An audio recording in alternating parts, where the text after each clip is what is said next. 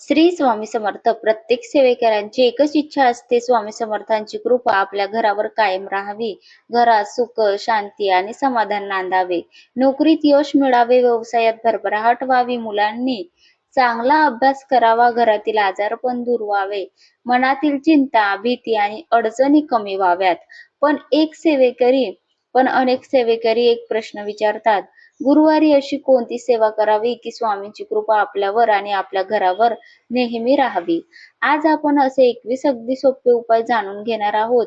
हे उपाय कोणताही सेवेकरी सहज करू शकतो. सर्व उपाय एकाच दिवशी करणे गरजेचे नाही. जितके शक्य असतील तितके श्रद्धेने आणि विश्वासाने करा. कारण स्वामींना मोठी पूजा, महाग वस्तू किंवा दिखावा नको असतो. त्यांना तुमचे प्रेम, तुमची श्रद्धा आणि आपला विश्वास सर्वात प्रिय असतो. कारण प्रत्येक गुरुवारी अशी एक छोटी सेवा केली तर स्वामी समर्थांची कृपा आपल्या घरावर नेहमी राहते. या उपायांसाठी जास्त पैसा लागत नाही, तर आपली फक्त श्रद्धा लागते. तर सर्वात पहिला उपाय म्हणजे आपल्याला गुरुवारी ब्रह्ममुहूर्तावर उठून 3 वेळा श्री स्वामी समर्थ म्हणा. दिवसाची सुरुवात स्वामींच्या नावाने सुरू करा. त्यामुळे मनात शांत वाटते आणि दिवस चांगला जातो. दुसरा उपाय म्हणजे अंघोळ करून स्वच्छ कपडे घालावे आणि स्वच्छ मनाने, स्वच्छ शरीराने स्वामींना नमस्कार करावा. तिसरा उपाय म्हणजे देवघरात तुपाचा किंवा तेलाचा दिवा लावून स्वामींना मनापासून म्हणा, स्वामी माझ्या घरातील दुःख दूर करा. चौथा उपाय म्हणजे स्वामी समर्थ हा मंत्र 108 वेळा वेळ नसेल तर 21 वेळा तरी म्हणा आणि 11 माळे जप केला तर खूप छान. मनाला ताकद देते. रोजचा नामजप आपल्याला ताकद देतात. स्वामी समर्थांची आरती म्हणा, घाई करू नका, प्रत्येक शब्द प्रेमाने म्हणा.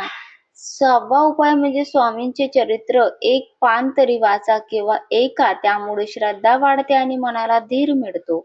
7वा उपाय म्हणजे स्वामींना साधा नैवेद्य दाखवा. साखर, खडीसाखर, दूध, केळे किंवा घरात जे असेल ते गोड पदार्थ प्रेमाने अर्पण करा. भाव मोठा असतो. 8वा उपाय म्हणजे 5 मिनिटे शांत बसा, डोळे बंद करून स्वामींचे रूप मनात आणा आणि आपल्या सगळ्या चिंता त्यांच्या चरणी ठेवा.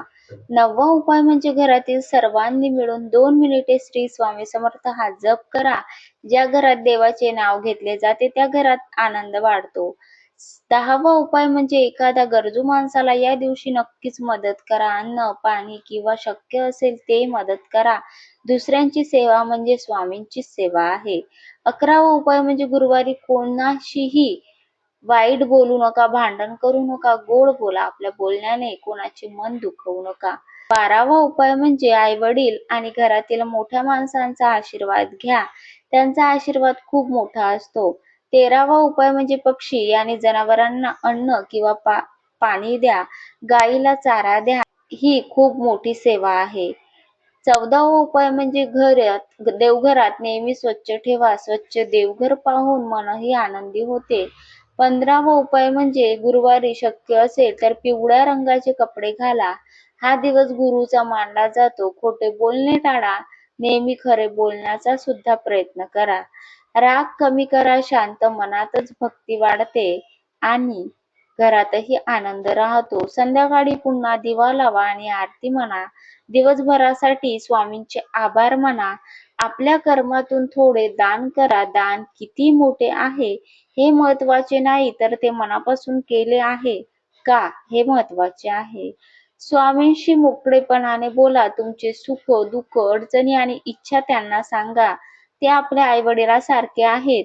सर्वात महत्वाचा उपाय 21वा म्हणजे स्वामीवर पूर्ण विश्वास ठेवा. सेवा करून लगेच फळ मिळाले नाही म्हणून निराश होऊ नका.